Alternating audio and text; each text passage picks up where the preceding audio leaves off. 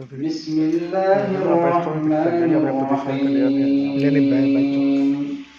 للرجال نصيب مما ترك الوالدان والأقربون وللنساء نصيب مما ترك الوالدان والأقربون مما قل منه أو كثر نصيبا مفروضا وإذا حضر القسمة أولو القربى واليتامى والمساكين فارزقوهم منه وقولوا لهم قولا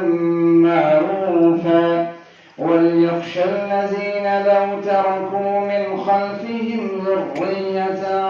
ضعافا خافوا عليهم فليتقوا الله وليقولوا قولا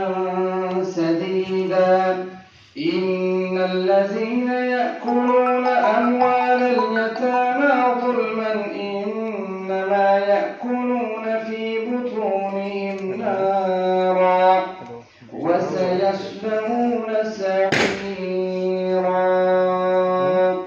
صدق الله